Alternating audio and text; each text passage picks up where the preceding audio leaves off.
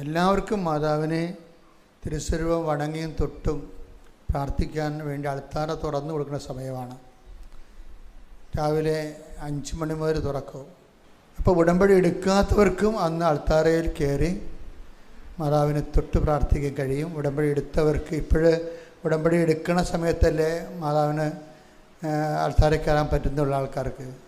December 7-ാം തീയതി രാത്രി 9 മണി വരെ, രാവിലെ 5 മണി മുതൽ അന്ന് ഉടമ്പടി ഇല്ല കേട്ടോ, ഓർത്തേക്കാം.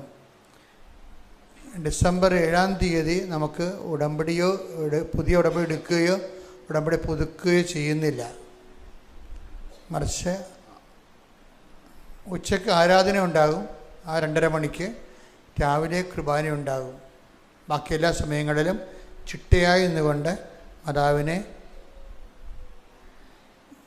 വണങ്ങി പ്രാർത്ഥിച്ചു പോകാനുള്ള, ആൾക്കാരെ കയറി മാതാവിനെ വണങ്ങി പ്രാർത്ഥിച്ചു പോകാനുള്ള അവസരം ഉണ്ടായിരിക്കും. കാര്യം ഇത് പറയാൻ കാര്യം, ഒത്തിരി പേര് പലപ്പോഴായിട്ട് ഞങ്ങൾക്ക് ആൾക്കാരെ കയറി ഒന്ന് പ്രാർത്ഥിക്കാൻ പറ്റുമോ എന്ന് ചോദിക്കും.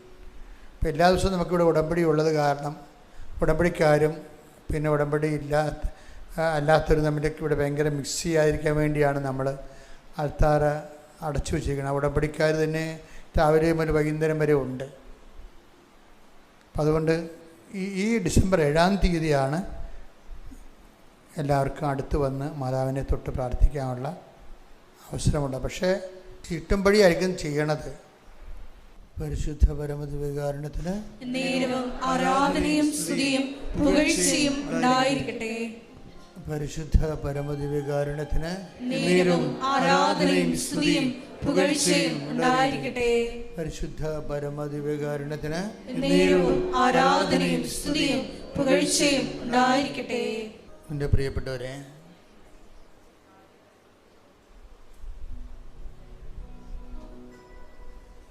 ഉടമ്പടിയുടെ ഒരു ഉദ്ദേശം നമ്മുടെ താൽക്കാലികമായ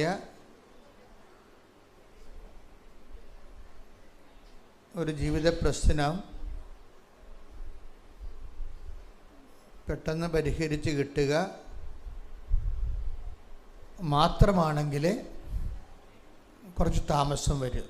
അങ്ങനെ ഒരു ടെമ്പററി റിലേഷൻ, അതിൻ്റെ കാരണം എന്താണെന്ന് വെച്ച് കഴിഞ്ഞാൽ, നമ്മുടെ ഉടമ്പടിയുടെ ഉദ്ദേശം നമ്മുടെ ഇപ്പോഴത്തെ ജീവിത പ്രശ്നത്തിന് ഒരു പരിഹാരം പെട്ടെന്ന് കാണുക. അങ്ങനെയല്ല ആൾക്കാർ സാക്ഷ്യം പറയുന്നത്, അതിൽ തെറ്റൊന്നുമില്ല, അത് നടക്കും. പക്ഷെ അതല്ല, അങ്ങനെ ഒരു ജീവിത പ്രശ്നം പെട്ടെന്ന് പരിഹരിക്കുക മാത്രമാണ് ഉടമ്പടി എടുക്കുന്നവരുടെ ഉദ്ദേശമെങ്കിൽ ഉടമ്പടി ശരിക്കും താമസിക്കും, ഒരു സംശയമില്ല.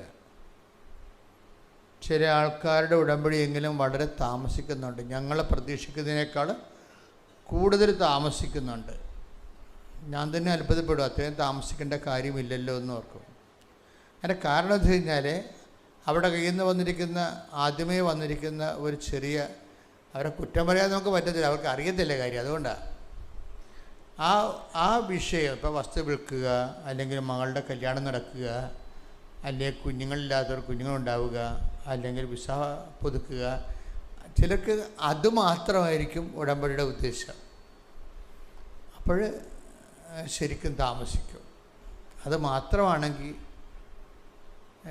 നിങ്ങളെ ഉടമ്പടി എടുക്കേണ്ട കാര്യമില്ല. കാരണം നാട്ടിൽ പ്രാർത്ഥിച്ചാലും മതി. കാര്യം അത് താമസിക്കും. എന്താ വിഷയം എന്ന് പറഞ്ഞത്, ഉടമ്പടിയിൽ നമ്മൾ ആരോടാണ് ഉടമ്പടി ചെയ്യണതെന്ന് ആദ്യമേ നിങ്ങൾ മനസ്സിലാക്കണം. ആരോടാണ് ഉടമ്പടി ചെയ്യണത്? ഈശോയോടല്ല ഉടമ്പടി ചെയ്യണത്. അതുകൊണ്ട് തന്നെയുള്ളൊരു കുഴപ്പം, ഈശോയോട് നമുക്കൊരു ടെമ്പർ റിലേഷൻസ് സാധ്യമല്ല. അതാണ് കുഴപ്പം. അത് മനസ്സിലായ? ഒരു താൽക്കാലിക ബന്ധം ഈശോയുമായിട്ട് സാധ്യമല്ല. അതിൻ്റെ കാരണം, എല്ലാ വചനത്തിനും 2 ബോഡിയുണ്ട്. എല്ലാ വചനങ്ങൾക്കും 2 ശരീരമുണ്ട്, 2 ജ്ഞാനമാർഗങ്ങളുണ്ട് എല്ലാ വചനങ്ങൾക്കും. ഒന്ന് അതിൻ്റെ ഇമ്മീഡിയറ്റ്, പിന്നെ അതിൻ്റെ ലാറ്ററൽ പാർട്ടും. പെട്ടെന്ന് നമുക്ക് മനസ്സിലാകുന്നത് ഒരു അറിവിൻ്റെ തലമുണ്ട്, അല്പം കഴിഞ്ഞ് മനസ്സിലാകുന്ന ഒരു ജ്ഞാനത്തിൻ്റെ തലമുണ്ട്. വചനത്തിന് 2 അറിവിൻ്റെ ആസ്വാദന അനുഭവ തലങ്ങളുണ്ട്. വചനത്തിന് 2 അനുഭവ തലങ്ങളുണ്ട്. ഒരു തലം നമുക്ക് പെട്ടെന്ന് അറ്റ് എ ഗ്ലാൻസ് മുഖതാവിൽ പെട്ടെന്ന് മനസ്സിലാകുന്നൊരർത്ഥമുണ്ട്. അതാണ് അറിവിൻ്റെ തലം.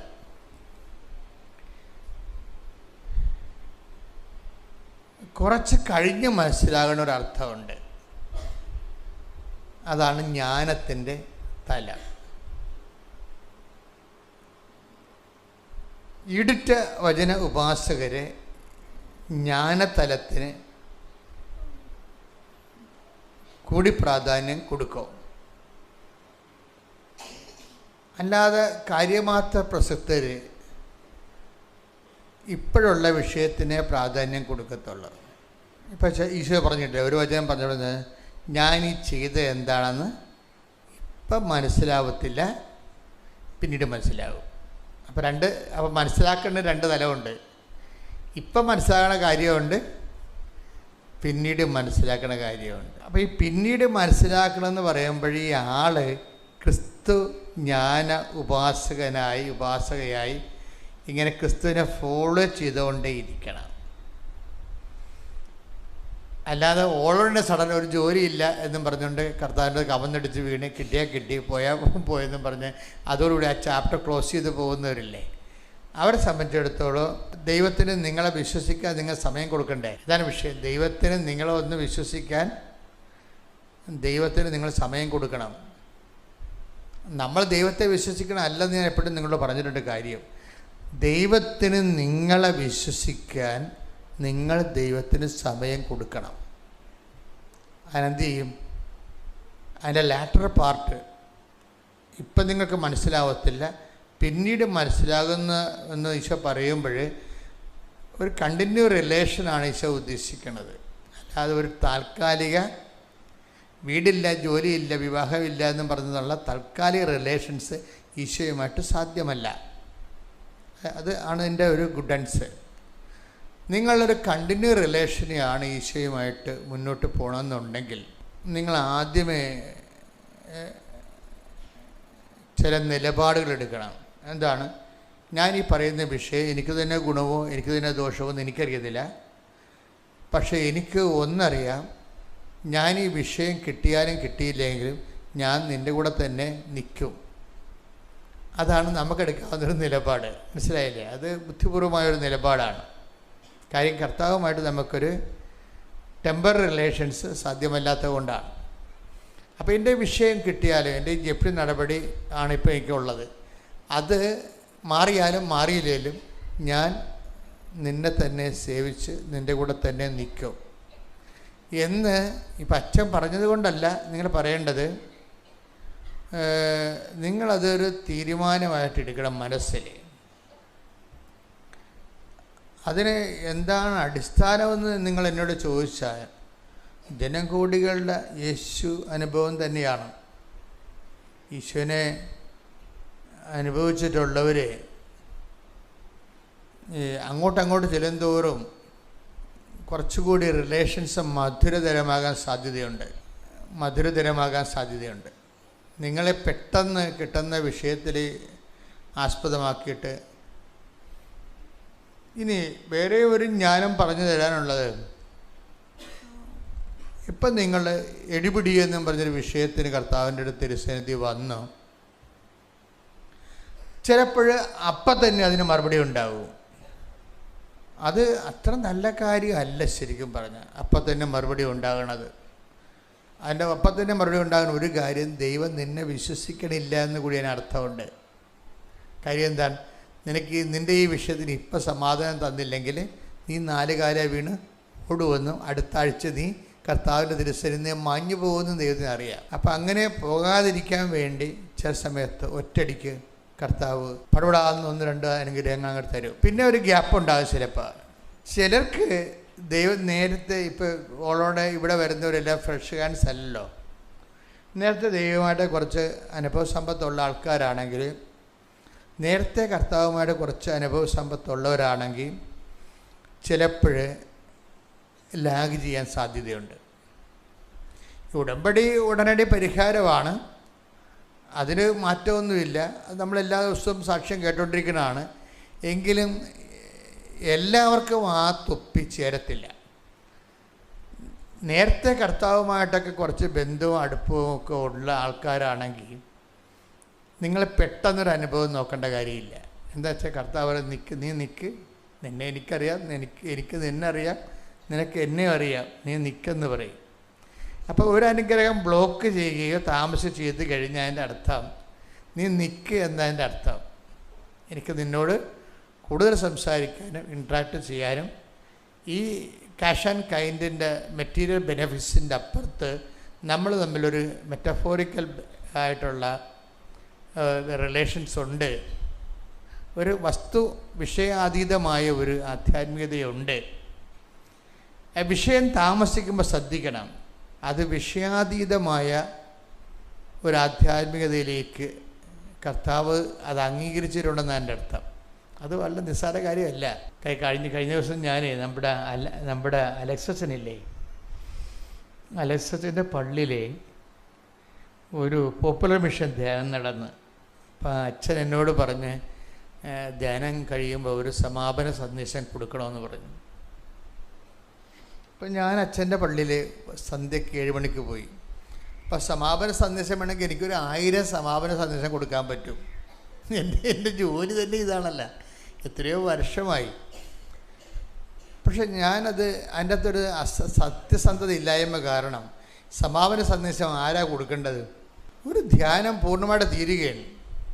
അപ്പം എൻ്റെ സമാപന സന്ദേശം കൊടുക്കാൻ എന്നോട് പറഞ്ഞതാണ്. അപ്പം ഞാൻ അവിടെ പോയി ഒരു 3/4 മണിക്കൂറോളം ഇരുന്ന് പ്രാർത്ഥിച്ചു. അച്ഛൻ്റെ പള്ളിയിൽ പോയി ആ ധ്യാനത്തിൻ്റെ പുറകെ സങ്കീർത്തി പോയിരുന്നുണ്ട്. 3/4 മണിക്കൂർ പ്രാർത്ഥിച്ച് സമാപന സന്ദേശം ആരാ കൊടുക്കേണ്ടത്? അത് കർത്താവല്ലേ കൊടുക്കേണ്ടത്? അതാണ് വിഷയം. സമാപന സന്ദേശം ആരാ കൊടുക്കേണ്ടത്? കർത്താവ് കൊടുക്കേണ്ടത്. അപ്പം അതെനിക്കറിയാം. എനിക്ക് വേണമെങ്കിൽ ഒരു 1000 സന്ദേശം എൻ്റെ കയ്യിലോട്ട് കൊടുക്കാൻ. അപ്പം അത് ഞാനായിരിക്കും കൊടുക്കുന്നത്. അവിടെ കർത്താവിന് ചെയറില്ല. അതാണ് ഈ ഞായറാഴ്ച പള്ളിപ്രസംഗങ്ങൾക്കുണ്ടാകുന്ന ഒരു അപായം. അതാണ് അവർ എന്തെങ്കിലും പുസ്തകങ്ങൾ നോക്കിയിട്ട് ഒരു പോയിൻറ്റ്സ് കണ്ടുപിടിച്ചിട്ട് 2 പോയിൻറ്റ്സ്. യൂറോപ്യൻ സഭ ഇരുന്ന് പോയതിൻ്റെ കാരണം സായിപ്പിൻ്റെ പോയിൻറ്റ്സാണ്. സായിപ്പ് എല്ലാം പോയിൻറ്റ്സ് ആയിട്ടല്ലേ പറയത്തുള്ളൂ. 1 2 3 4 എന്നൊക്കെ പറയും. അത് എന്തെങ്കിലും പുസ്തകമോ കമൻട്രി നോക്കിയിട്ട് പുള്ളിക്കാരൻ പറയണതാണ്. പക്ഷെ കുറച്ച് കഴിയുമ്പോൾ അതിൻ്റെ അകത്ത് രക്തവും മാംസവും ഇല്ലല്ല. അത് ഉണങ്ങിയ ഈ ഇപ്പം നമ്മൾ യൂറോപ്പിലൊക്കെ ധ്യാനത്തിന് പോകുമ്പോൾ ഞാൻ കഴിക്കത്തില്ല, എനിക്ക് കഴിക്കാൻ പാടില്ലാത്തത് കൊണ്ടാണ്. പക്ഷെ അവർ തരുന്നത് എന്താണ്? ഉണങ്ങിയ ഇറച്ചി തരും അവർ. അത് ഇഷ്ടപ്പെട്ട് കഴിക്കുന്നവരുണ്ട്. ഇതുപോലെ വചനത്തിലും ഉണങ്ങിയ നമ്മൾ ഡ്രൈ ഫ്രൂട്ട്സ് എന്ന് പറയുന്നതല്ലേ, ഡ്രൈ ഫ്രൂട്ട്സ്, അതുപോലെ ഡ്രൈ ആയിട്ടുള്ള മീറ്റുണ്ട്. ഇതുപോലെ തന്നെയുണ്ട് പച്ച മാംസമുണ്ട്, ഫ്രഷ് ആയിട്ടുള്ള ഫ്രൂട്ട്സുണ്ട്. അപ്പോൾ സമാപന സന്ദേശത്തിൽ നമുക്ക് വേണ്ട ഒരു ഡ്രൈ നേരത്തെ നമ്മൾ പഠിച്ചു വെച്ചിരിക്കുന്ന സാധനം അത് 1 2 3 പോയിൻറ്റ്സ് കൊടുക്കുമ്പോൾ ഓക്കെയാവും. 2 പൈങ്കിളി കഥയും കൂടി പറയുമ്പോൾ ആൾക്കാർ ഓക്കെയാവും. പക്ഷെ ദൈവം ഓക്കെ ആകത്തില്ല. അതാണ് പ്രശ്നം. ജനങ്ങളെ കയ്യിലെടുക്കാൻ പറ്റും, കണ്ട് കൈയടുപ്പിച്ച് ചിരിപ്പിച്ചൊക്കെ പോകാം, 2 കോമഡിയൊക്കെ അടിച്ച് ചെയ്യുമ്പോൾ ആൾക്കാർ ഓക്കെയാവും. പക്ഷെ ദൈവം ഓക്കെ ആകത്തില്ല. അപ്പം അതുകൊണ്ട് ഞാൻ 3/4 മണിക്കൂർ അവിടെ ഇരുന്ന് പറഞ്ഞ് കർത്താവ്, ജനങ്ങൾ ഇവിടെ നീയാണ് സംസാരിക്കേണ്ടത്, ഞാനല്ലല്ലോ സംസാരിക്കേണ്ടത്. What I am to speak, ഞാൻ എന്താണ് സംസാരിക്കേണ്ടത്? ഞാൻ സംസാരിക്കാനല്ല വിഷയം, നീയല്ലേ ഇവിടെ സംസാരിക്കേണ്ടത്. അപ്പം നീ സംസാരിക്കണം, എന്നിട്ട് നീ പറയണത് ഞാൻ അവരോട് പറഞ്ഞോളാം എന്ന് പറഞ്ഞു. അപ്പം ഞാനൊരു വിശ്വാസപ്രമാണം ചെയ്തതിന് ശേഷം കർത്താവ് എന്താണ് സമാപനത്തിൽ അവരോട് സംസാരിക്കാൻ ഉദ്ദേശിക്കണമെന്ന് നോക്കിയിട്ട് ഞാൻ വചനം തുറന്നു. വചനം തുറക്കുമ്പോൾ എനിക്ക് കിട്ടിയ വചനം 12 ലൂക്കയുടെ സുവിശേഷമാണ്, 19-ാം അധ്യായമാണ്, 48-ാമത്തെ തിരുവചനം. ആദ്യം എനിക്ക് മനസ്സിലായില്ല, പിന്നീട് എനിക്ക് വല്ലാത്ത മനസ്സിലാക്കലായിപ്പോയി. Take the bed of God. ശ്രുതിക്കട്ടെ ഹല്ലേലൂയ, ഹല്ലേലൂയ, ഹല്ലേലൂയ, ഹല്ലേലൂയ, ഹല്ലേലൂയ. യേശുവേ നന്ദി, യേശുവേ സ്തുതി. ഹല്ലേലൂയ. ലൂക്ക 19:48. ലൂക്ക 19:48. എന്നാൽ അവർക്ക് ഒന്നും ചെയ്യാൻ കഴിഞ്ഞില്ല. കാരണം ജനങ്ങളെല്ലാം അവന്റെ വാക്കുകളിൽ മുഴുകി അവനെ വിട്ടുപോകാതെ നിന്നു. അപ്പം അതാണ് ആ പോപ്പുലർ മിഷൻ ധ്യാനം കഴിഞ്ഞപ്പോൾ അവിടെ ജനങ്ങളുടെ ഹൃദയത്തിൽ സംഭവിച്ച കാര്യം എന്താണ്? ജനങ്ങളെല്ലാം കർത്താവിൻ്റെ വചനങ്ങളിൽ മുഴുകി കർത്താവിനെ വിട്ടുപോകാതെ നിൽക്കുകയാണ്. മനസ്സുകൊണ്ട് കർത്താവിനോട് പറയുക, കർത്താവേ ഞങ്ങളെ വിട്ടുപോകല്ലേ എന്ന് പറയും. അപ്പം അതുകൊണ്ട് എന്താ മെച്ചമുണ്ടായത്? അതിൻ്റെ ആദ്യത്തെ വാക്കാണ് പ്രാർത്ഥന. ഈശോനെ പിടിക്കാൻ വേണ്ടി വിട്ട ആൾക്കാരുണ്ടല്ലോ, തിന്മയുടെ ശക്തി, അവർക്ക് ഒന്നും ചെയ്യാൻ കഴിഞ്ഞില്ല. വാക്കൊന്നൊരു വായിച്ചേ. എന്നാൽ അവർക്ക് തിന്മയുടെ ശക്തികളാണ്, അവർക്ക് ഒന്നും ചെയ്യാൻ കഴിഞ്ഞില്ല. കാരണം ജനങ്ങളെല്ലാം അവന്റെ വാക്കുകളിൽ മുഴുകി അവനെ വിട്ടുപോകാതെ നിന്നു.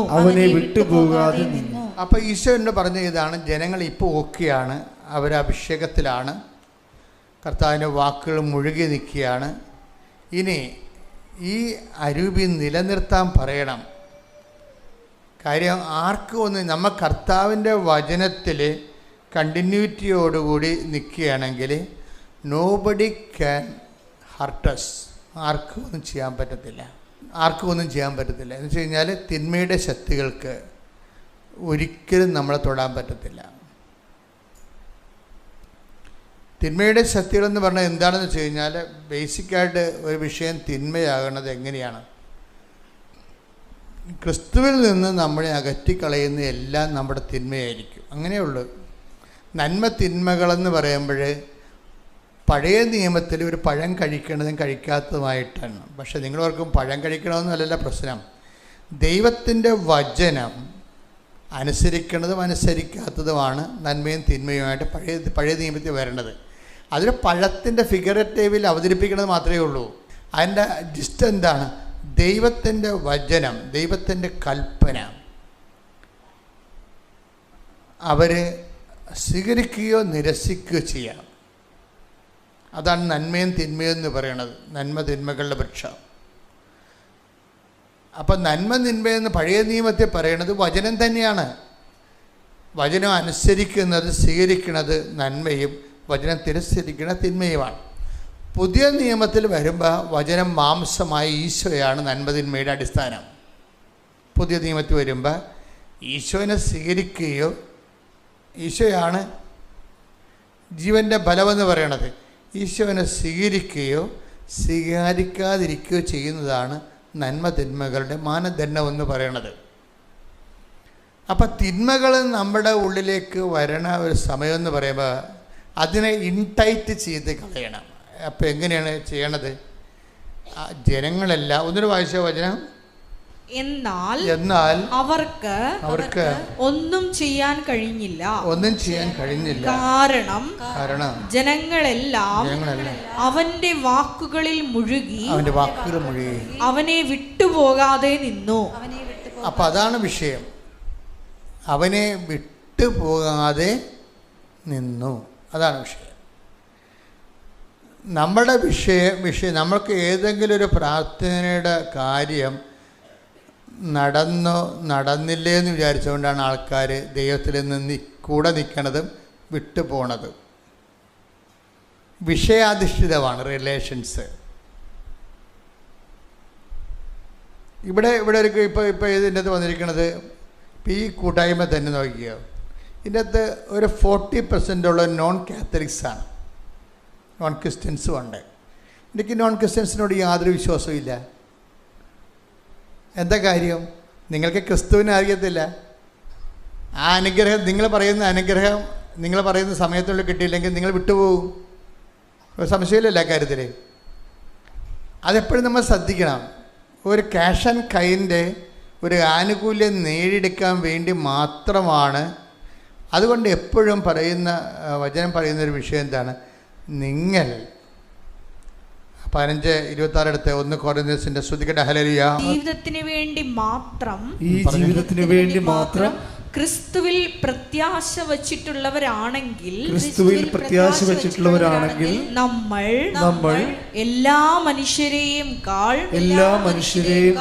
നിർഭാഗ്യരാണ്. അപ്പോൾ ഈ ജീവിതത്തിന് വേണ്ടിയുള്ള വീട്, ജോലി, വിവാഹം, ജപ്തി നടപടി മാറുക, പിന്നെ അങ്ങനെയുള്ള ഈ ജീവിതത്തിന് വേണ്ടി മാത്രമാണ് നിങ്ങൾ ഉടമ്പടി വെച്ചിട്ടുണ്ടെങ്കിൽ മറ്റു മനുഷ്യരെക്കാളും, അത് ഉടമ്പടി എടുക്കാത്ത ആൾക്കാരെക്കാളും, ക്രിസ്തുവിനെ അറിയാത്ത ആൾക്കാരെക്കാളും നിങ്ങൾ ഹതഭാഗ്യരാണെന്നാണ്. അപ്പോഴെന്താ പ്രശ്നം എന്ന് വെച്ച് കഴിഞ്ഞാൽ, ക്രിസ്തുവുമായിട്ടുള്ള വഴിയാത്രയിൽ അനുഭവിക്കുന്നൊരു അനുഭവമുണ്ട്, പിന്നീട് വരുന്നൊരു അനുഭവമുണ്ട്. ഇപ്പോൾ ഉള്ളത് അറിവാണ്, പിന്നീട് വരുന്നത് എന്താണ്? ജ്ഞാനമായിരിക്കും. ഈ ജ്ഞാനം വരുന്ന അത്രയും കാലം നമ്മളെ തീഷ്ണതയിൽ പുരോഗമിക്കേണ്ടി വരും. നമുക്ക് ആദ്യം കിട്ടുന്ന അറിവാണ്. ഇപ്പം ഞാൻ നിങ്ങളെ അനാഥരായി വിടുകയില്ല, അല്ലേ? അപ്പം അതിൻ്റെ അകത്ത് ഒരു അറിവുണ്ട്, ഞാൻ നിങ്ങളെ അനാഥരായി വിടുകയില്ല. അതിൻ്റെ അകത്തൊരു ജ്ഞാനമുണ്ട്. എന്താ കാര്യം? ഇവിടെ ഞാൻ നിങ്ങളെ അനാഥരായി വിടുകയില്ല. ശ്രുതികട്ടെ ഹല്ലേലൂയ.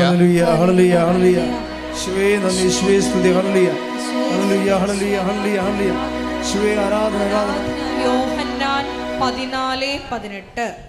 14:18 ഞാൻ നിങ്ങളെ അനാഥരായി വിടുകയില്ല. പറഞ്ഞേ, ഞാൻ നിങ്ങളെ അനാഥരായി വിടുകയില്ല. ഞാൻ നിങ്ങളുടെ അടുത്തേക്ക് വരും. Praise the Lord. അപ്പോൾ ഇതൊരു അറിവുണ്ട്. എന്താണ്? ഞാൻ നിങ്ങളെ അനാഥരായി വിടുകയില്ല. എന്ന് വെച്ച് കഴിഞ്ഞാൽ ഞാൻ നിങ്ങളെ സന്ധിക്കാതെ ഇരിക്കുകയില്ലെന്നായി പറയണത്. ഞാൻ നിങ്ങളെ സന്ധിക്കാതെ ഇരിക്കുകയില്ല. അത് കാരണം ഈശോ തന്നെ പറയുന്നുണ്ട്, ഞാൻ അവരെ വെറും കൈയോടെ പറഞ്ഞു വിട്ടാൽ അവർ വഴിയിൽ തളർന്നു വീഴും. ഈ വചനങ്ങളെല്ലാം കൂട്ടി വായിക്കേണ്ടതാണ്. ഒരു ഈശോയുടെ മൈൻഡ് സെറ്റ് അതാണ്. ഞാൻ നിങ്ങളെ വെറും കൈയോടെ പറഞ്ഞു വിട്ടാൽ അവർ വഴിയിൽ തളർന്നു വിട്ടേ. ഇത് ഇവിടെ ശ്രുതികട്ടെ ഹല്ലേലൂയ. ആരാധന. ഹല്ലേലൂയ, ഹല്ലേലൂയ, ഹല്ലേലൂയ.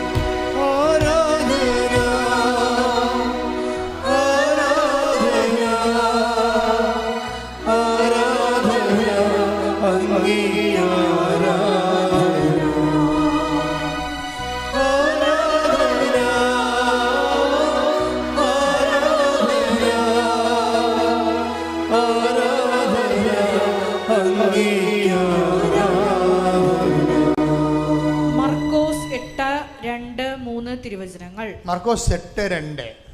ഈ ജനക്കൂട്ടത്തോട് എനിക്ക് അനുകമ്പ തോന്നുന്നു. ഇവർ 3 ദിവസമായി എന്നോട് കൂടെയാണ്. അവർക്ക് ഭക്ഷിക്കാനൊന്നുമില്ല.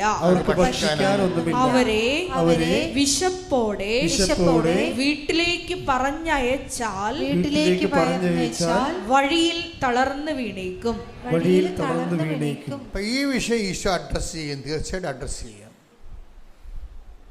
അതായത് അവർക്ക് ഭക്ഷിക്കാൻ ഒന്നുമില്ല.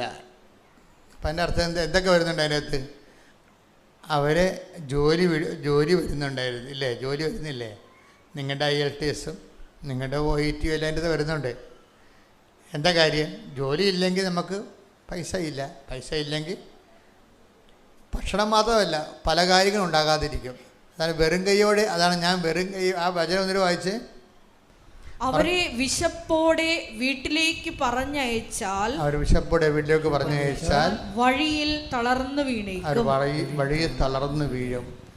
അപ്പോൾ ഒരു കാര്യം സത്യമാണ്, വഴിയിൽ തളർന്നു വീഴാത്ത നടപടിക്രമങ്ങൾ അത് എമർജൻസി നമ്മുടെ ഫസ്റ്റ് എയ്ഡ് പോലെ നമുക്ക് കിട്ടും. ഉടമ്പടിയിൽ അത് നടന്നു, ഫസ്റ്റ് എയ്ഡ് കിട്ടിയിരിക്കും. പക്ഷെ നിങ്ങൾ പല ആൾക്കാരും ഫസ്റ്റ് എയ്ഡിന് വേണ്ടി മാത്രമാണ് നിങ്ങൾ ക്രിസ്തുവിൽ നങ്കൂരം ഉറപ്പിക്കുന്നത്. അതാണ് പ്രശ്നം. അതുകൊണ്ടാണ് നമ്മൾ നേരത്തെ വായിച്ചത്, നിങ്ങൾ ഈ ജീവിതത്തിന് വേണ്ടി മാത്രമാണ്, ജോലിക്ക് വേണ്ടി മാത്രമാണ്, വിവാഹം ഒക്കാൻ വേണ്ടി മാത്രമാണ്, വീടിന് ലോൺ പാസ്സാകാൻ വേണ്ടി മാത്രമാണ്, രോഗം സുഖപ്പെടാൻ വേണ്ടി മാത്രമാണ് നിങ്ങൾ യേശുക്രിസ്തുവിൽ. അതാണ് യേശുക്രിസ്തു എന്ന് പറയുമ്പോൾ വിഷയം മാറും. വേറെ ആരിലും പ്രത്യാശ വയ്ക്കണവരല്ല യേശുക്രിസ്തു പ്രത്യാശ വയ്ക്കുന്നവർ. അത് ഈ ജീവിതത്തിന് വേണ്ടി മാത്രമാണ് നിങ്ങൾ യേശുക്രിസ്തു പ്രത്യാശ അർപ്പിച്ചെങ്കിൽ, ഈ ജീവിതത്തിന് വേണ്ടി ഓരോരോ ദൈവസങ്കല്പങ്ങളിൽ പ്രത്യാശ അർപ്പിച്ച മനുഷ്യരെക്കാളും നിങ്ങൾ ഹതഭാഗ്യവാന്മാരാണ്. അപ്പോൾ പിന്നെ നിങ്ങൾ എന്ത് ചെയ്യണം? യേശുക്രിസ്തു പ്രത്യാശ അർപ്പിക്കുന്നവരെ എന്ത് ചെയ്യണം? അതിൻ്റെ സെക്കൻഡ് ഓപ്ഷനിൽ എന്ത് ചെയ്യണം? നിത്യതയ്ക്ക് വേണ്ടി യേശുവിൽ പ്രത്യാശ അർപ്പിക്കണം. ഓർത്ത് ശരിയല്ലേ? മനസ്സിലായില്ലേ? അപ്പോൾ എപ്പോഴും ക്രിസ്തുവിലേക്ക് വരുമ്പോൾ നമുക്കറിയാം, ക്രിസ്തുവിന് എപ്പോഴും വിഷയമെന്ന് പറയണത് രണ്ട് കാര്യങ്ങൾ. ഈശോ ലോകത്തിലെ കാര്യങ്ങൾ രണ്ടായിട്ട് ഈശോ തിരിക്കും. ഈ ജീവിതത്തിന് വേണ്ടിയുള്ളതും നിത്യജീവിതത്തിന് വേണ്ടിയുള്ളതും. അതിന് ഈശോ പറഞ്ഞത് എന്താണ്? പിതാവിൻ്റെ കാര്യമെന്ന് പറയും, പിന്നെന്ത് പറയും? മാനുഷിക കാര്യങ്ങളെന്ന് പറയും. കാര്യങ്ങൾ ഉണ്ട് ഈശോയ്ക്ക്, പക്ഷെ രണ്ടായിട്ട് തിരിക്കും. അമ്മയോട് ഈശോ എന്താ പറയണത്? നിങ്ങൾ എന്തിനാണ് എന്നെ അന്വേഷിച്ചത്? ഞാൻ എൻ്റെ പിതാവിൻ്റെ കാര്യം. Take the bed of God. ശ്രുതികട ഹല്ലേലൂയ ഹല്ലേലൂയ ഹല്ലേലൂയ ഹല്ലേലൂയ. യേശുവേ നന്ദി, യേശുവേ ആരാധന ആരാധന ആരാധന. യേശുവേ നന്ദി, മഹത്വം മഹത്വം. ലൂക്ക 2:49. ലൂക്കാ സുവിശേഷം 2:49. നിങ്ങൾ എന്തിനാണ് എന്നെ അന്വേഷിച്ചത്? നിങ്ങൾ എന്തിനാണ് എന്നെ അന്വേഷിച്ചത്? ഞാൻ എൻ്റെ പിതാവിന്റെ കാര്യങ്ങളിൽ വ്യാപൃതനായിരിക്കേണ്ടതാണെന്ന് നിങ്ങൾ അറിയുന്നില്ലേ? നിങ്ങളെന്ന് പറഞ്ഞാൽ അമ്മയ്ക്ക് കൃത്യമായിട്ട് അറിയാം. ഔഷപിതാവിനും ഒരു സെക്കൻഡ് നോളജ് ഉണ്ട് ഈ വിഷയത്തെക്കുറിച്ച്. ഫസ്റ്റ് നോളജ് അമ്മയ്ക്കാണ്. കാര്യം മംഗളവാർത്ത കിട്ടിയ അമ്മയ്ക്കാണല്ലോ. മംഗളവാർത്ത കിട്ടിയത് പിതാവിൻ്റെ കാര്യം ആരാണ് പറഞ്ഞത്? ആദ്യം അമ്മയോടല്ലേ പറഞ്ഞത്. അതുകൊണ്ടാണ് നിങ്ങൾക്ക് അറിവില്ലേ എന്ന് ചോദിക്കണത്.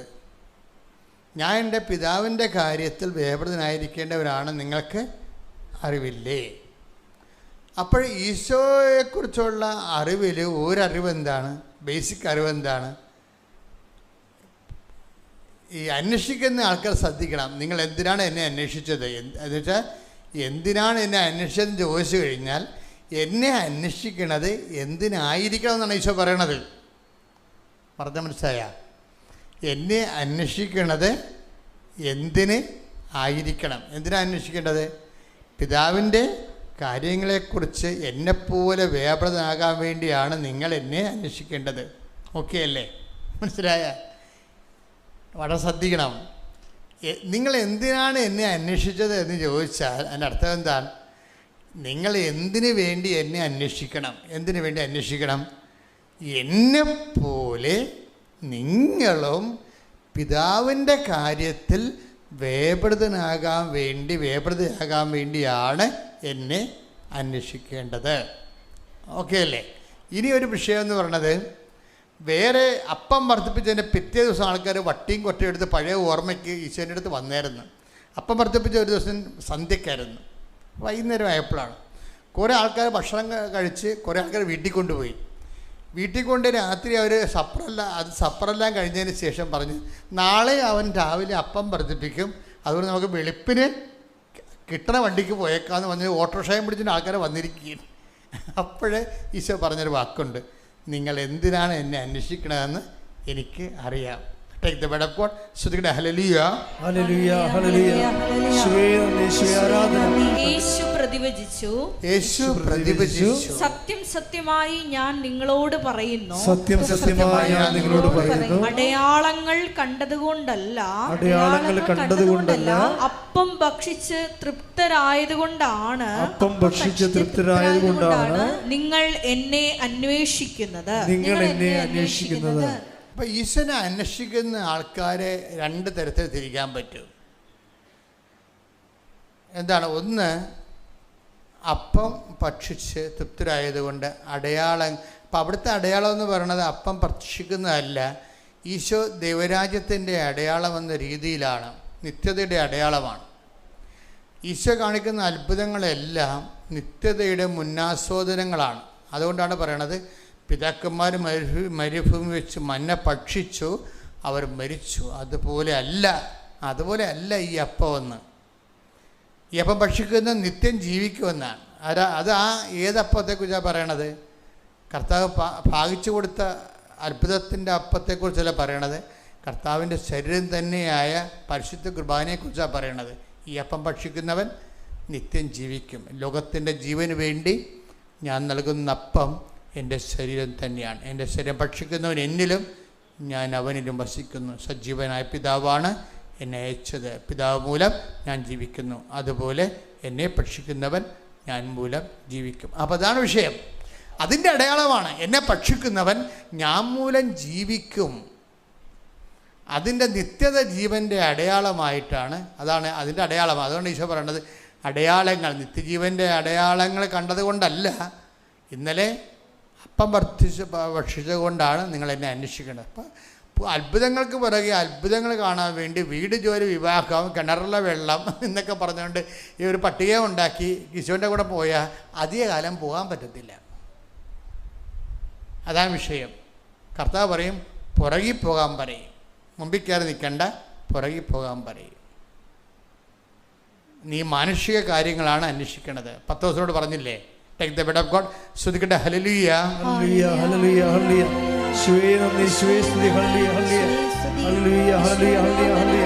യേശുവേ ആരാധന ആരാധന ആരാധന. മത്തായി 16:23. മത്തായി 16:23. യേശു തിരിഞ്ഞ് പത്രോസിനോട് പറഞ്ഞു, സാത്താനെ എന്റെ മുമ്പിൽ നിന്ന് പോകൂ,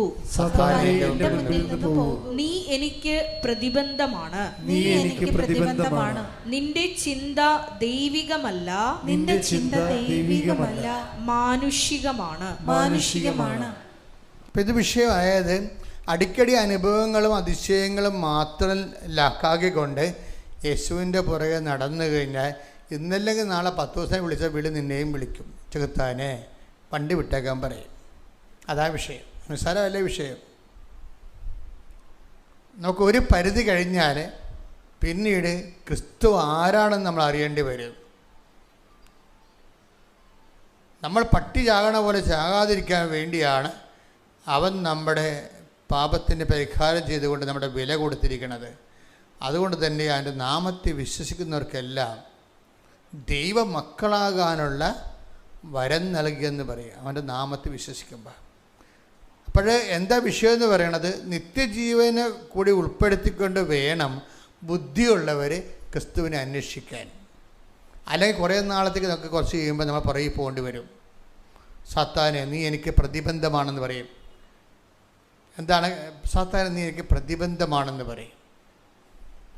അപ്പോൾ എന്താ വിഷയം എന്ന് പറയുമ്പോൾ കർത്താവിൻ്റെ മുമ്പിൽ എപ്പോഴും 2 കാര്യങ്ങളുണ്ടാവും. എന്താണ്? അമ്മയോട് പറഞ്ഞില്ലേ, ഞാൻ എൻ്റെ പിതാവിൻ്റെ കാര്യത്തിൽ വേപൃതനാകേണ്ടവനാണെന്ന് നിങ്ങൾക്കറിയത്തില്ലേ. ഇപ്പോഴെന്താ 10 ദിവസം പറയണത്, നീ മാനുഷിക കാര്യങ്ങളാണ് അന്വേഷിക്കേണ്ടത്. അപ്പോൾ ഈശോയ്ക്ക് 2 കാര്യങ്ങളുണ്ട്. നമുക്ക് ഈശോയുമായിട്ട് മുന്നോട്ട് പോകാൻ ഉദ്ദേശിക്കുന്നുണ്ടെങ്കിൽ ഈ മാനുഷിക കാര്യങ്ങളുടെ കൂടെ തന്നെ നിങ്ങൾ എന്ത് ചെയ്യണം? ദൈവിക കാര്യങ്ങളും അന്വേഷിക്കണം.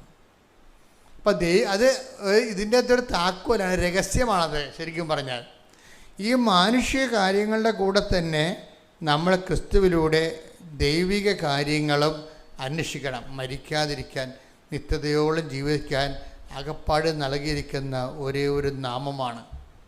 അതുകൊണ്ട് തന്നെ അവൻ്റെ വചനത്തിലും സാക്ഷിയായി ജീവിച്ചുകൊണ്ട് അവൻ നേടിയെടുത്ത അനുഗ്രഹത്തിന് പകരം അവൻ നേടിയെടുത്ത കൃപയുടെ പങ്കാളികളാകാൻ വേണ്ടിയുള്ള ബോധപൂർവമായ സാക്ഷ്യ ശുശ്രൂഷ ചെയ്യണം.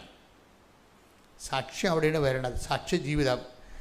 സാക്ഷ്യ ജീവിതത്തിലൂടെയാണ് നമ്മൾ വചനം കേൾക്കുമ്പോൾ നമുക്ക് അനുഗ്രഹം ലഭിക്കും, ദൈവം നമ്മോട് സംസാരിക്കും. ഇപ്പം എന്താ വിഷയം എന്ന് പറയണത്, ദൈവത്തിന് 2 തരം നമുക്ക്, ഞാൻ മുമ്പ് പറഞ്ഞില്ലേ നിങ്ങളോട്, അറിവുമുണ്ട്, പിന്നെന്താണ്, ജ്ഞാനവും ഉണ്ട്. അറിവെന്ന് പറഞ്ഞാൽ എന്താണ്? ഇപ്പോൾ കേൾക്കുന്നത് അനുഗ്രഹത്തിൻ്റെ വഴികൾ ലളിതമായിട്ടുള്ള ഒരു ആധ്യാത്മികതയാണ് അനുഗ്രഹാധിഷ്ഠിത ആധ്യാത്മികത. നമ്മൾ പ്രാർത്ഥിക്കുന്നു, ദൈവം നമ്മളെ അനുഗ്രഹിക്കുന്നു. 6 മാസം കഴിയുമ്പോൾ നമ്മൾ ചിന്തിക്കും, യോ അത് ഞാൻ പ്രാർത്ഥിച്ച കൊണ്ട് മാത്രമായിരിക്കത്തില്ല, എൻ്റെ പഴയ സർട്ടിഫിക്കറ്റ് നോക്കിക്കഴിഞ്ഞാൽ എനിക്ക് നല്ല മാർക്കാണ്, എൻ്റെ മാർക്ക് കൊണ്ട് കൂടിയായിരിക്കും ചിലപ്പോൾ എനിക്ക് ജോലി കിട്ടിയെന്ന് കുറച്ച് കഴിയുമ്പോൾ. ഈ അനുഗ്രഹത്തൊഴിലാളിയുടെ ഏറ്റവും വലിയ പ്രശ്നം എന്ന് വെച്ച് കഴിഞ്ഞാൽ 6 മാസത്തേക്ക് ഇവർക്ക് ഈ വിശ്വാസം നിൽക്കത്തുള്ളൂ. അതെപ്പോഴും ഈ അനുഗ്രഹത്തൊഴിലാളി എപ്പോഴും ശ്രദ്ധിക്കേണ്ട കാര്യമാണ്. എന്ന് വെച്ച് കഴിഞ്ഞാൽ നിങ്ങളീ പറയുന്ന സാക്ഷ്യവും അതിൻ്റെ അനുഭവവും കുറച്ച് കഴിയുമ്പോൾ സാത്താൻ നിങ്ങളുടെ ഹൃദയത്തിൽ നിന്ന് വന്ന് എടുത്തു കളയും. എന്താ കാര്യം? എന്നിട്ട് നിങ്ങൾക്ക് വേറെ കള കൊണ്ടൊന്ന് വിതക്കും. നിങ്ങൾ പറയും, ഓ അതിപ്പോൾ അത് ലോൺ കിട്ടുകയല്ലേ, അത് വീട് കിട്ടിയല്ലേ, അത് നാട്ടുകാർക്ക് എല്ലാം കിട്ടിയല്ലോ, അതിപ്പോൾ ഉടമ്പടി എടുത്തുകൊണ്ട് തന്നെ കിട്ടിയാണെന്ന് നിർബന്ധമൊന്നും ഇല്ലെന്നൊക്കെ പറഞ്ഞാൽ കുറച്ച് കഴിയുമ്പോൾ കളകൾ വളരാൻ തുടങ്ങും, തെറ്റായ ബോധ്യങ്ങൾ. ഇപ്പം നീ കാലയെ പിടിച്ച് കരഞ്ഞ് കർത്താവേ നീ എന്നെ സഹായിച്ചാലും ഞാൻ ചത്തുകളെയും കെട്ടി ദുഃഖമൊക്കെ പറഞ്ഞുകൊണ്ട് കന്നേ കാളെ നിലവിളിച്ചാണ് ഈ അനുഗ്രഹം ഒപ്പിച്ചെടുത്തതെങ്കിലും 6 മാസം കഴിയുമ്പോൾ നീ നിൻ്റെ തനി നിറം കാണിക്കും. എന്താ കാര്യം? 6 മാസം കഴിയുമ്പോൾ നിൻ്റെ വിശ്വാസം വിട്ടുപോകില്ല. ജനങ്ങളെ മറ്റുള്ളവർ ഉപദ്രവിക്കാതിരുന്നതിൻ്റെ കാരണം എന്താ? 12:48 എന്താ പറയണത്? കളകൾ വിതക്കപ്പെടാൻ വേണ്ടി ശത്രു കയറാതിരുന്നതിൻ്റെ കാര്യം എന്താണ്? കർത്താവിനെ വിട്ടുപിരിയാതെ നിന്നുകൊണ്ടാണ്. എപ്പോഴെങ്കിലും നിങ്ങൾ കർത്താവിനെ വിട്ടുപിരിയുമല്ലോ. കർത്താവിനെ വിട്ടുപിരിയാനുള്ള കുഴപ്പമെന്നറിയാമോ? നിസ്സാര കാര്യം. കർത്താവിനെ കൂടെ നിർത്തണമെങ്കിൽ ഒരു 9 കാര്യം വേണം. കർത്താവിനെ വിട്ടുപിരിയണമെങ്കിൽ ഒരു കാര്യം മതി. ഇപ്പം നിങ്ങളൊരുത്തനോട് 2-3 ലക്ഷം രൂപ വസ്തു വിൽക്കുമ്പോൾ തരാം എന്നും പറഞ്ഞുകൊണ്ട് മളെ കെട്ടിക്കാൻ വേണ്ടി മേടിച്ചു. എന്നിട്ട് വസ്തു നിങ്ങളുടെ അയൽവാസിന് മേടിച്ചതാണ്. എന്താ പറഞ്ഞിരിക്കണത്? മകളുടെ കല്യാണമാണ്, മനസ്സമ്മതം കഴിഞ്ഞപ്പോൾ നമുക്ക് തരാമെന്ന് പറഞ്ഞ ആൾക്കാരുടെ കാര്യം കാശ് തന്നില്ല, അതുകൊണ്ട് എന്നെ സഹായിക്കണം, അല്ലെങ്കിൽ ഞാൻ കെട്ടിത്തൂങ്ങുമെന്ന് പറഞ്ഞാൽ മേടിച്ചിരിക്കണ പൈസ മേടിക്കണേ. പിന്നെ നമ്മൾ എന്തെല്ലാം കാര്യങ്ങളൊക്കെ പറയും, ഞാൻ കറണ്ട് കമ്പിയെ പിടിക്കും അല്ലെങ്കിൽ പൊട്ടിത്തെറിക്കും എന്നൊക്കെ പറയും. അത് നിലയും വിളിച്ചൊക്കെ നമ്മൾ ഓട്ടോറിക്ഷ ഗിയർ ചേഞ്ച് ചെയ്യണ പോലെ സെക്കൻഡ് ഗിയർ 3rd ഗിയർ എന്നൊക്കെ പറഞ്ഞ് നിലയും വിളിച്ച് കാശ് പിടിക്കും നമ്മൾ. അത് പ്രൊഫഷണൽ കരച്ചിലുകാരുണ്ട്, അവർ കാശ് വാങ്ങിക്കും. കാശ് വാങ്ങിച്ചിട്ട് തട്ടിപ്പുകാരുടെ പരിപാടി എന്ന് വെച്ച് കഴിഞ്ഞാൽ അവർ വസ്തു വിൽക്കുമ്പോൾ തരാമെന്നാണ് പറഞ്ഞിരിക്കണത്. ഇനി ഇവരെന്താ വിഷയമാണെന്ന് വെച്ച് കഴിഞ്ഞാൽ വസ്തു വിൽക്കുന്ന സമയത്ത് ഇവർ പറയും, ഞാനൊന്ന് മകളെ കാണാൻ പോകണമെന്നും പറഞ്ഞ് പോകും, മകളുടെ വീട്ടിൽ പോകും. ശരിക്കും പറഞ്ഞാൽ മകളെ കാണാൻ പോണതല്ല, അന്ന് രജിസ്റ്റർ കച്ചേരിയിൽ വസ്തു വിൽക്കാൻ പോവുകയാണ്.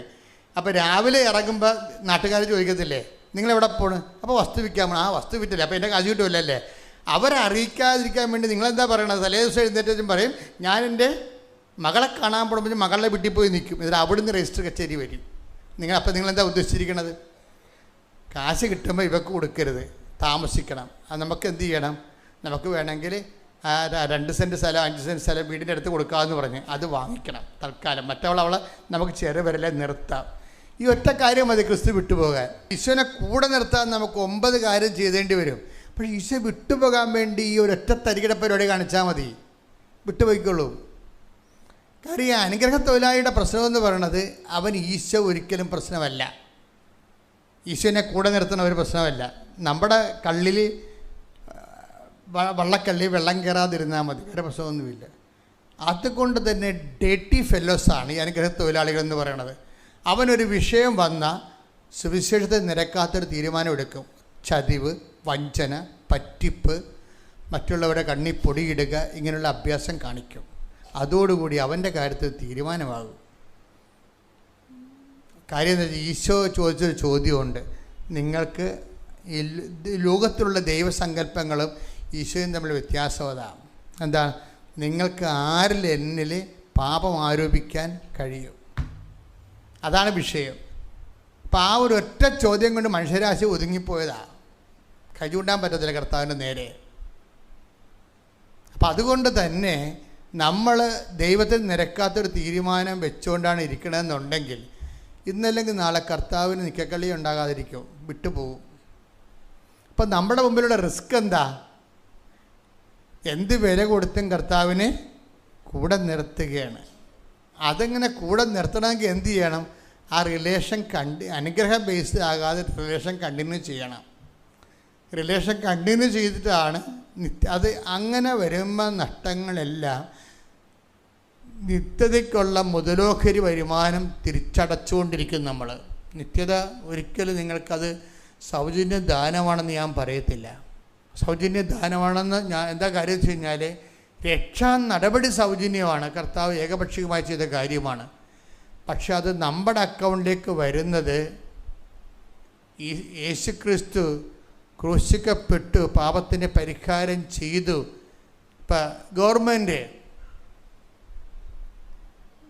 അവർ എടുത്ത ലോണുകളെല്ലാം ഗവൺമെൻറ് നിങ്ങൾ വസ്തുവിനും വിദ്യാഭ്യാസത്തിനും എടുത്ത ലോണെല്ലാം ഗവൺമെൻറ് എഴുതി തള്ളിയെന്ന് പറഞ്ഞ് ക്യാബിനറ്റ് തീരുമാനം ഉണ്ടാകും. ക്യാബിനറ്റ് തീരുമാനമുണ്ട്. എന്താണ്? ഗവൺമെൻറ് തിരിച്ചടച്ചോളാം, ബാങ്കിൽ നിങ്ങളെടുത്ത കാശ് ഗവൺമെൻറ് അടച്ചോളാം എന്നും പറഞ്ഞ് ക്യാബിനറ്റ് തീരുമാനം ഉണ്ടാകും. അപ്പോൾ നിങ്ങൾ പറയും ഹാപ്പി ആവും. കാര്യം എന്താണ്? നമ്മൾ കൊടുക്കാനുള്ളത് ഗവൺമെൻറ് കൊടുത്തല്ലോ. ഉടനെ പാസ്ബുക്ക് എടുത്തുകൊണ്ട് ബാങ്കിൽ ചെന്നാൽ കിട്ടുമോ? അത് കിട്ടത്തില്ല. അവർ വരെ ഗവൺമെൻറ് തീരുമാനം എടുത്തതേ ഉള്ളൂ, അടച്ചിട്ടില്ലെന്ന് പറയും. അവരുടെ പ്രോസസ്സ് നിങ്ങളുടെ അക്കൗണ്ടിലേക്ക് ആ പൈസ വരണം. യേശു നേടിയെടുത്ത രക്ഷ നമ്മുടെ രക്ഷയ്ക്ക് വേണ്ടി നമ്മുടെ അക്കൗണ്ടിലേക്ക് വരണമെങ്കിൽ എന്ത് ചെയ്യണം? നമ്മൾ വിശ്വാസം അതിൻ്റെ അകത്ത് ഇൻവെസ്റ്റ് ചെയ്യണം. കാര്യം എന്താണ്? ഞാൻ യേശുവിൻ്റെ രക്ഷയിൽ, നേടിയെടുത്ത രക്ഷയിൽ ഞാൻ വിശ്വസിക്കുന്നു എന്ന് പറയണം. ഇപ്പം കത്തോലിക്ക വ്യൂ പോയിൻ്റ് എന്ന് പറയുന്നത് ചുമ്മാ കയറി വിശ്വസിച്ചിട്ട് വല്ലപാട് 5 പെണ്ണുങ്ങളെയും വെച്ച് ജീവിച്ചാതൊന്നും പരിപാടി നടക്കത്തില്ല. അതെന്താ കാര്യം? അവൻ പറയണ പോലെ ചെയ്യണം. അവനെന്താ പറഞ്ഞിരിക്കണത്? ആദ്യം പറഞ്ഞത് എന്താണ്? അനുദപിക്കുക, സുവിശേഷത്തെ വിശ്വസിക്കുക. അതാണ് വിഷയം. ഇതാണ് താക്കോലെന്ന് പറയണത്. യേശു നേടിയെടുത്ത രക്ഷ നമ്മുടെ അക്കൗണ്ടിലേക്ക് വരുന്ന ആദ്യത്തെ താക്കോൽ എന്താണ്? അനുതാപമാണ്. രണ്ടാമത്തെ കേസ് സുവിശേഷത്തെ വിശ്വസിക്കുകയാണ്. സുവിശേഷത്തെ വിശ്വസിക്കുക എന്ന് പറയുമ്പോൾ എൻ്റെ അർത്ഥം നമ്മൾ ആ എഴുതി വച്ചിരിക്കുന്ന കാര്യമെല്ലാം വിശ്വസിക്കുന്നതല്ല. എൻ്റെ അർത്ഥം ഞാൻ രോഗിയായിരുന്നു, നിങ്ങളെന്നെ സന്ദർശിച്ചു. ഞാൻ കാരാഗ്രഹവാസിയായിരുന്നു, നിങ്ങളെന്നെ സന്ദർശിച്ചു. എനിക്ക് വിശന്നു, നിങ്ങൾക്ക് ഭക്ഷണം തന്നു. എനിക്ക് ദാഹിച്ചു, നിങ്ങളെ കുടിക്കുവാൻ തന്നു. കുറേ പണിയുണ്ട്. സുവിശേഷത്തെ വിശ്വസിക്കുക എന്ന് അതാണ് ഉടമ്പടി നിന്ന് കത്താൻ കാര്യം. ലോകത്ത് ഇന്ന് വരെ ഇറങ്ങിയിട്ടുള്ള പ്രാർത്ഥനാ രൂപങ്ങളിലും പ്രവർത്തന രൂപങ്ങളിലും ഏറ്റവും ടോപ്പ് ഉടമ്പടിയാകാൻ കാരണം എന്താണ്? ഇത് കർത്താവ് പറഞ്ഞ വാക്കുകൾ അക്ഷരം പ്രതി ജനങ്ങൾ ഏറ്റെടുത്ത് നടപ്പിൽ വരുത്തുകയാണ്. അതിനിടയ്ക്ക് എന്ത് ത്യാഗം സഹിച്ചാലും ശരി, സഹിച്ചുകൊണ്ട് ദൈവം മനുഷ്യരെ സാക്ഷിയായിട്ട് ജീവിക്കണം. കൈയടിച്ച് സ്തുതിക്കട്ടെ. ഹല്ലേലൂയ. പരിശുദ്ധ പരമദിവ്യകാരുണ്യത്തിന് പരിശുദ്ധ പരമദിവ്യകാരുണ്യത്തിന് ഇതാണ് ഈ സത്യവചനം എന്ന് പറയുന്നതിൻ്റെ കാരണം. ആ കാരണം സത്യവചനം, ആ വചനത്തിൻ്റെ സത്യാവസ്ഥ മാത്രമേ സഭ പഠിപ്പിക്കത്തുള്ളൂ. അല്ലാതെ ലൂതറിനെ പോലെ ഫെയ്ത്ത് എലോൺ സഫിക്സ് എന്ന് പറയും. ലൂതർ എന്തുകൊണ്ടാണ് അങ്ങനെ പറഞ്ഞത്? ലൂതറിന് അങ്ങനെ പറയാനേ പറ്റത്തുള്ളൂ. അയാൾ പൗരോഹിത്യമെന്ന കൂദാശ സ്വീകരിച്ചുകൊണ്ടിരിക്കുമ്പോൾ തന്നെ അയാൾ കല്യാണം കഴിക്കാൻ തീരുമാനിച്ചു. അപ്പോൾ അയാളുടെ അഗ്ലിയായിട്ടുള്ള ജീവിതം കാരണം വിശുദ്ധ പ്രവർത്തികൾ കൂടെ വേണമെന്ന് പറയാൻ അയാൾക്ക് പറ്റത്തില്ല. അതാണ് വിഷയം. അതങ്ങനെ വ്യക്തിപരമായിട്ടുണ്ടാകുന്ന അപാജയങ്ങളെല്ലാം സുവിശേഷത്തിന് പുറത്ത് കെട്ടിവെച്ചിട്ട് തങ്ങളുടെ തെറ്റിന് ജാമ്യം എടുക്കാൻ വേണ്ടി നോക്കിയാൽ ജാമ്യം കിട്ടത്തില്ല. അതുകൊണ്ട് ഇതൊക്കെ സത്യസന്ധമായിട്ട് പഠിപ്പിക്കാനുള്ള സംവിധാനമുണ്ട്. അതാണ് സഭയെന്ന് പറയണത്. മനുഷ്യർക്ക് തെറ്റാത്ത രീതിയിൽ വചനങ്ങൾ പങ്കുവെക്കാൻ കഴിയണം. അതിനെന്ത് ചെയ്യണം? സത്യതിരുസഭ ഇവിടെ നിലനിൽക്കണം. സഭകളങ്ങനെ പലതുണ്ട്. ഓരോരുത്തരും വചനം കേട്ടിട്ട് ഓരോരുത്തരെ ഒരു കൂട്ടായ്മ ഉണ്ടായിക്കൊണ്ട് നടക്കും. അത് ഗ്രൂപ്പുകളെന്ന് പറയുന്നത് നമ്മളെ ക്രിസ്ത്യൻ ഗ്രൂപ്പുകളാണത്. അത് വേറെ ഗ്രൂപ്പൊന്നുമല്ല. ക്രിസ്ത്യൻ ഗ്രൂപ്പുകളൊക്കെ തിരുസഭയല്ല. തിരുസഭയാകണമെന്നുണ്ടെങ്കിൽ സത്യസുവിശേഷം അനാദികാലം വരെ, ആ ചരിത്രാരംഭം മുതൽ തന്നെ കണ്ടിന്യൂ ചെയ്തു വരണം, യാതൊരുവിധ മാറ്റവുമില്ലാതെ. എൻ്റെ കൈവപ്പിലൂടെ നിനക്ക് ലഭിച്ച ദൈവികവരം ഊതിക്കത്തിക്കാൻ പൗലോസ് തിമോത്തിയോട് പറഞ്ഞില്ലേ? അപ്പം കൈവപ്പിലൂടെയാണ് ദൈവികവരം, കുദാശവരം കൈമാറി വരണത്. അതിന് ഒരു ക്രൊണോളജിക്കൽ ഹിസ്റ്റോറിക്കൽ കണ്ടിന്യൂറ്റി ഉണ്ടാകണം. ഒരു സഭകൾക്കും, കാത്തലിക് ചർച്ചും അപ്പോസ്തലിക് ചർച്ചുകളും അല്ലാതെ ഒരു സഭയ്ക്കും ഹിസ്റ്റോറിക്കൽ കണ്ടിന്യൂറ്റി ഇല്ല. അതുകൊണ്ട് തന്നെ അതൊന്നും സഭകളേ അല്ല. അവർക്ക് വേണ പേരൊക്കെ വിളിക്കാവേ. അതുകൊണ്ടാണ് നമ്മൾ സത്യസഭകളും ഗ്രൂപ്പുകളും തമ്മിൽ തിരിച്ചറിയണം. അങ്ങനെയാണ്. ശ്രുതികട്ടെ ഹല്ലേലൂയ. ഹല്ലേലൂയ ഹല്ലേലൂയ ഹല്ലേലൂയ ഹല്ലേലൂയ ഹല്ലേലൂയ ഹല്ലേലൂയ. ദിവ്യകാരുണ്യത്തിന് ആരാധനയും സ്തുതിയും പുകഴ്ചയും ഉണ്ടായിരിക്കട്ടെ. അപ്പം അച്ഛൻ പറഞ്ഞു വന്നത് എന്താ വെച്ചാൽ ഓരോ വചനത്തിനും 2 അനുഭവ തലങ്ങളുണ്ടെന്നാണ് പറഞ്ഞത്. ഒന്ന് അറിവിൻ്റെ തലം, രണ്ടാമത്തേത് എന്താണ്? ജ്ഞാനത്തിൻ്റെ തലം. കർത്താവുമായിട്ട് റിലേഷൻ ഓൾറെഡി സഡൻ ഒറ്റത്തവണ ഇങ്ങനെ ഉള്ളൊരു റിലേഷൻസ് അല്ല, അത് കണ്ടിന്യൂ റിലേഷനാണ്. ദൈവമായിട്ടൊരു കണ്ടിന്യൂ റിലേഷന് തയ്യാറായ ആയാൽ മാത്രമാണ് ഇതെല്ലാം എഫിക്കസ് ആകണത്, നമ്മുടെ വിഷയങ്ങളെല്ലാം. അല്ലാതെ നിങ്ങളൊരു ഇൻസിഡൻറ്റിന് വേണ്ടി തൽക്കാലം ഒരു വിഷയം ഉണ്ടായി, ഞാൻ അതിനെ ഉടമ്പടി എടുത്തു, ഉടമ്പടിക്കാലം കഴിയുമ്പോൾ നിങ്ങൾ നിങ്ങളുടെ രീതിയിൽ ജീവിക്കാമെന്ന് വിചാരിച്ചു കഴിഞ്ഞാൽ, കഴിഞ്ഞ ദിവസങ്ങളിൽ ഇവിടെ ഒരു സാക്ഷ്യം ഉണ്ടായി. നീതു എന്നും പറഞ്ഞ് ഒരു മോളുടെ സാക്ഷ്യമാണ്. നീതു എൻ്റെ സാക്ഷി ഞാനിപ്പോൾ പറയാൻ കാര്യം, അവൾ ഇവിടെ എവിടെയോ താമസിക്കുന്നവരാണ്, അയൽവാസിയാണ്, നോൺ ക്രിസ്ത്യനാ. അപ്പോൾ നീതു സാക്ഷ്യം പറഞ്ഞ് അവസാനിപ്പിക്കുന്നത്, അതായത് നീതിൻ്റെ ആഗ്രഹങ്ങളൊക്കെ ഭയങ്കര ഈ ക്രിസ്തുവിനെ നമുക്കറിയാവില്ല, ആദ്യ കാലങ്ങളിൽ നമ്മുടെ കുഞ്ഞുങ്ങളാകുമ്പോൾ കർത്താവ് നമ്മൾ കുഞ്ഞുങ്ങളോടെല്ലാം കുഞ്ഞുങ്ങളെ പാല് ചോദിക്കുമ്പോൾ അമ്മ അമ്മിഞ്ചെന്ന് പറയുമ്പോൾ നിങ്ങൾ പറയുവാ നീ പോയി ജോലി എടുക്കാൻ പറയുവാ? ഇല്ലേ? അതൊക്കെ അമ്മിഞ്ഞ പാലെടുത്ത് കൊടുക്കും, അത്രേ ഉള്ളൂ. അതുപോലെ ഫ്രഷ് കമേഴ്സിന് എല്ലാം വലിയ ലേബറൊന്നും കൂടാതെ കർത്താവ് അനുഗ്രഹം തരും. അപ്പം നിങ്ങൾ ഓർക്കരുത്, അതൊരു ബാല്യകാലത്ത് ചെയ്യണ കാര്യങ്ങളാണത്. ബാല്യകാലങ്ങൾ നിങ്ങളെ വിശ്വാസത്തിലേക്ക് വരണ ഒരു ആദ്യകാലങ്ങളിൽ ദൈവം ചെയ്യുന്ന കുറേ ഇൻസെൻറ്റീവാണ്. ഇപ്പോൾ നമ്മളിപ്പോൾ 2ാം ക്ലാസ്സിലെ കുഞ്ഞുങ്ങൾ വന്നിട്ട് അമ്മ ചോറ് വേണമെന്ന് പറയുമ്പോൾ അപ്പൻ ജോലി എടുത്തിട്ടാണ് ചോറുണ്ടാക്കിയിരിക്കുന്നത്, നീയും പോയി ജോലി എടുക്കാൻ നമ്മൾ പറയത്തില്ല ഒരിക്കലും. അപ്പോൾ നമുക്ക് ടാക്സ് കുറവായിരിക്കും, കുഞ്ഞുങ്ങൾക്ക് ടാക്സ് കുറവായിരിക്കും, അല്ലേ? മുതിർന്നു വരുമ്പോഴാണ് അവർക്ക് ടാക്സ് വരണത്. അപ്പം അതുകൊണ്ട് നിങ്ങൾ ആരെങ്കിലും അക്രൈസ്തവ സഹോദരങ്ങൾ അനുഗ്രഹം കിട്ടിയെന്ന് വിചാരിച്ചു കഴിഞ്ഞാൽ നിങ്ങൾ ഓർക്കരുത് എല്ലാം കൊന്നും ഇങ്ങനെ ആയിരിക്കുമെന്ന് ഓർക്കരുത്. അത് നിങ്ങളോട് ദൈവം കാണിക്കുന്ന ഒരു കാരുണ്യമാണ്. പക്ഷെ നിങ്ങൾ മുതിർന്ന് വന്നു കഴിഞ്ഞാൽ സ്വാഭാവികമായും നിങ്ങൾ ആ വിശ്വാസത്തിൻ്റെ വില കൊടുക്കേണ്ടി വരും. ചില ആൾക്കാർ വിശ്വാസത്തിന് വില കൊടുക്കാൻ തയ്യാറാകും, സത്യസന്ധരാകും. ചില ആൾക്കാർ 4 കാലം വീണ് ഓടുകയും ചെയ്യും. അപ്പോൾ ഓടുന്നവരെ കർത്താവിനറിയാം. പക്ഷേ എന്ത് പ്രശ്നം, ഓടേണ്ടെന്നല്ല, അവർക്ക് അത്രയും ആംബിയർ ഉള്ളു. കാരണം വിശ്വാസ ജീവിതം പരിശോധിച്ചാൽ എല്ലാവരും വലിയ രാക്ഷസന്മാരായ അനുഗ്രഹത്തിൻ്റെ കൃപയുടെ രാജകുമാരന്മാരായി വന്ന ആൾക്കാരെല്ലാം ഒത്തിരി വില കൊടുത്തവരാണ്. കാര്യം ക്രിസ്തു വില കൊടുത്തതാണ്, അതുകൊണ്ടാണ് ക്രിസ്തു വില കൊടുത്തതാണ്. പക്ഷെ അത് മനസ്സിലാകണമെന്ന് നമുക്കില്ല. നമുക്ക് ഈ അനുഗ്രഹം മാത്രമല്ലേ മനസ്സിലാകത്തുള്ളൂ. അതിൻ്റെ ആ കൃപയുടെ സെക്ഷൻ വരുമ്പോൾ മാത്രമാണ് അത് ഈ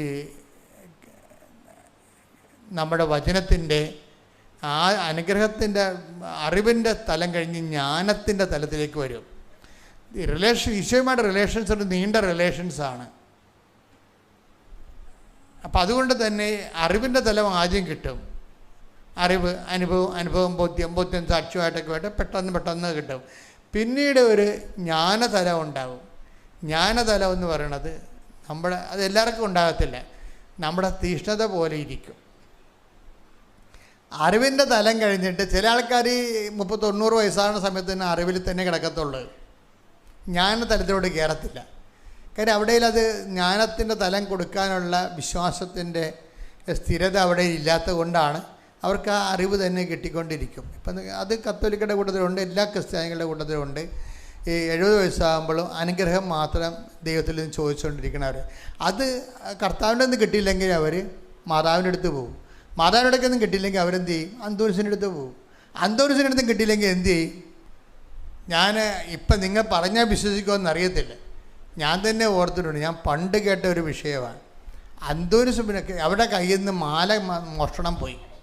അപ്പം അത് അന്തോനിസ് പുണ്യാളൻ്റെ അടുത്ത് ഒരു നേർച്ച നേർന്ന്, മാല കിട്ടാൻ നേർന്നതല്ല, ഇവർക്ക് ജോത്സ്യൻ്റെ അടുത്ത് പോകണം, അതാണ് വിഷയം. ജോത്സ്യൻ്റെ അടുത്ത് പോകണം. ഇവർ ചെല്ലുമ്പോൾ ജോത്സ്യൻ അവിടെ ഉണ്ടാകാൻ വേണ്ടി അന്തോണി സുബ്രഹ്മണ്യൻ്റെ മുമ്പിൽ ഒരു നേർച്ച നേരും. എങ്ങനെയുണ്ട് പരിപാടി? അവിടെ മാലയാണ് പോയിരിക്കണത്. മാല പോയി അവർ ജോത്സ്യൻ്റെ അടുത്ത് പോവുകയാണ്. എവിടെയാണ് ആരാണ് കട്ടെന്ന് അറിയാൻ വേണ്ടി. ആ ജോത്സ്യൻ അവിടെ ഉണ്ടാകാൻ വേണ്ടി അന്തോണിസിൻ്റെ അടുത്ത് നേർച്ച നടത്തിരിക്കുകയാണ്. എങ്ങനെയുണ്ട് പരിപാടി? അപ്പം അതൊരു കാര്യമില്ല. അങ്ങനെ ഓരോ വകുപ്പാണല്ലോ ഇത്. 90 വയസ്സായാലും ബോധം ഉണ്ടാകത്തില്ല. അതുകൊണ്ട് എപ്പോഴും ദൈവം ചെയ്യണമെന്ന് വെച്ച് കഴിഞ്ഞാൽ ഒരു പരിധി കഴിഞ്ഞാൽ പിന്നീട് നിങ്ങൾ പറയും, നിങ്ങൾ വിശ്വസിക്കുന്നതിന് നിങ്ങൾ ടാക്സ് ചെയ്യും. അപ്പോൾ സത്യസന്ധമായിട്ട് ദൈവത്തെ അന്വേഷിക്കുന്നവരെ കർത്താവ് നൽകുന്ന സഹനത്തെ സന്തോഷം സ്വീകരിച്ചുകൊണ്ട് അപ്പോഴും സാക്ഷിയായിക്കൊണ്ട് മുന്നേറാൻ വേണ്ടി നോക്കുമ്പോൾ ദൈവം മനസ്സിലാകും. ഈശോ പറയും എന്താണ്? ഞാൻ തിരഞ്ഞെടുത്തവരെ എനിക്ക് അറിയാം. അപ്പം അറിയാൻ പാടില്ലാത്തവരുണ്ടെന്നതിൻ്റെ അർത്ഥം. അപ്പം അറിയാൻ പാടില്ലാത്ത take the bed of God, ഞാൻ തിരഞ്ഞെടുത്തവർ എനിക്കറിയാം. ശ്രുതികട്ടെ ഹല്ലേലൂയ ഹല്ലേലൂയ ഹല്ലേലൂയ. യേശുവേ നന്ദി. ഹല്ലേലൂയ ഹല്ലേലൂയ. യേശുവേ സ്തുതി. ഹല്ലേലൂയ ഹല്ലേലൂയ ഹല്ലേലൂയ. യേശുവേ ആരാധന ആരാധന ആരാധന. ആൾക്കാരും ഉണ്ട്. അതാണ് വിഷയം. 10, 30, 40, 50, 90 കൊല്ലമായിട്ട് ക്രിസ്ത്യാനിയുടെ വിഷം കെട്ടി നടക്കുകയാണ്. പക്ഷേ പ്രശ്നം എന്താ? പുസ്തകത്തെ പേരില്ല. എന്താണ്? ഞാൻ തിരഞ്ഞെടുത്തവരെ എനിക്കറിയാമെന്ന് പറഞ്ഞാൽ അത് അറിവാണ്. ജ്ഞാനം എന്താണ്? കുറേ ആൾക്കാരെ കർത്താവിന് അറിയത്തില്ലെന്ന് പറയും. ആരാണ് അറിയാത്തത്? പ്രഭോ പ്രഭോ ഞങ്ങൾക്കും വാതിൽ തുറന്നു തരണമേ എന്ന് പറയുമ്പോൾ എന്താ പറയണത്? നിങ്ങൾ എവിടെ നിന്ന് വന്നതെന്ന് എനിക്ക് ഞങ്ങൾക്ക് തുറന്നു തരണമേ എന്ന് പറഞ്ഞ് വാതിൽക്കൽ മുട്ടാൻ തുടങ്ങും. അപ്പോൾ അവൻ നിങ്ങളോട് പറയും, നിങ്ങൾ എവിടെ നിന്നാണെന്ന് ഞാൻ അറിയുന്നില്ല. ഇതിൻ്റെ കൂടെ ലിങ്ക് ചെയ്യേണ്ടത് എന്താണ്? ഞാൻ തിരഞ്ഞെടുത്ത ഇത് പറഞ്ഞതിന് ശേഷമാണ് ഈശോ പറയണത് ഞാൻ തിരഞ്ഞെടുത്തവരെ എനിക്ക് അറിയാം. അപ്പം ജനങ്ങൾ രണ്ടായിട്ട് തിരികെയാണ് ഇവിടെ വെച്ച്. ഒന്ന് ക്രിസ്തുവിനെ അറിയാവുന്ന ആൾക്കാരുണ്ട്, ക്രിസ്തുവിനെ അറിയാൻ പാടില്ലാത്ത ആൾക്കാരുണ്ട്. ആരാണ് ക്രിസ്തുവിനെ അറിയാൻ പാടില്ലാത്ത ആൾക്കാരെന്ന് പറയുന്നത്? വചനം അധിഷ്ഠിച്ച് അടിസ്ഥാനപ്പെടുത്തി സാക്ഷ്യജീവിതം നയിച്ചില്ല എന്നുണ്ടെങ്കിൽ ക്രിസ്തുവിനെ അറിയാൻ പറ്റാത്ത ആൾക്കാരായി മാറും. ഐ ഡോണ്ട് നോ യു എന്തൊരു വാക്കാണ്, എന്ത് കഷ്ടമാണ്. ഒരു മനുഷ്യൻ കേൾക്കാവുന്ന ഏറ്റവും വലിയ ട്രാജിക്കൽ വേർഡാണ് ഐ ഡോണ്ട് നോ യു. എനിക്ക് നിങ്ങളെ അറിയില്ല, നിങ്ങൾ എവിടെ നിന്നാണെന്ന് അറിയില്ല എന്ന് പറയും. അങ്ങനെ ഒരു വെർഡിക്റ്റ് വരാതിരിക്കാൻ വേണ്ടിയാണ് നമ്മൾ കാഷ്വൽ ഡിസിപ്ലിൻ എടുക്കുന്നത്. എന്താണ്? നമ്മൾ അറിവിന് വേണ്ടിയും അനുഗ്രഹത്തിന് വേണ്ടിയും മാത്രമല്ല, ജ്ഞാനത്തിന് വേണ്ടിയും കൃപയ്ക്ക് വേണ്ടിയുമാണ് കർത്താവിൻ്റെ മുമ്പിൽ സഞ്ചരിക്കണമെന്ന്. അടുത്ത സ്റ്റെപ്പ് അതാണ്. എന്താണ്? ജ്ഞാനവും കൃപയും. ആദ്യത്തെ സ്റ്റെപ്പ് എന്താണ്? അറിവും അനുഗ്രഹവും. വചനത്തിന് അനുഭവ തലങ്ങളിലെ ആദ്യത്തെ സ്റ്റെപ്പ് എന്താണ്? അറിവും അനുഗ്രഹവും. സെക്കൻഡ് സ്റ്റെപ്പ് എന്താണ്? തേർഡ് സ്റ്റെപ്പ് എന്താണ്? ജ്ഞാനവും അതുപോലെ തന്നെ കൃപയും. ഈ ജ്ഞാനവും കൃപയും പറഞ്ഞത് എങ്ങനെയാണ്? അത് തീഷ്ണതയിൽ നിന്നാണ് വരണത്. അപ്പം ജ്ഞാനവും കൃപയും ഉണ്ടാകാൻ എന്ത് ചെയ്യണം? തീഷ്ണതയാണ് വേണ്ടത്. അപ്പോൾ ദൈവം ഇങ്ങോട്ട് ഇൻട്രാക്ട് ചെയ്യാൻ പറയും. അറിവിൻ്റെ അപ്പുറത്ത് ജ്ഞാനം നമ്മളെ പഠിപ്പിച്ചുകൊണ്ടിരിക്കും ദൈവം. ജ്ഞാനത്തിൻ്റെ പുസ്തകം 6:10-11 അവയോട് തീവ്രാഭിനിവേശം കാണിക്കുവേൻ, നിങ്ങൾക്ക് ജ്ഞാനം ലഭിക്കും. അപ്പം അറിവ് നമ്മൾ കേട്ടാൽ മതി. എന്താ? വിശ്വാസം കേൾവി യേശുക്രിസ്തുവിനെ കുറിച്ചുള്ള അറിവിൽ നിന്നുമാണ്. കേട്ടാൽ മതി. വിശ്വാസം കേൾവി എന്നും ശ്രുതികട്ടെ ഹല്ലേലൂയ ഹല്ലേലൂയ ഹല്ലേലൂയ ഹല്ലേലൂയ. യേശുവേ നന്ദി. ഹല്ലേലൂയ ഹല്ലേലൂയ ഹല്ലേലൂയ ഹല്ലേലൂയ ഹല്ലേലൂയ ഹല്ലേലൂയ ഹല്ലേലൂയ. യേശുവേ ആരാധന ആരാധന ആരാധന.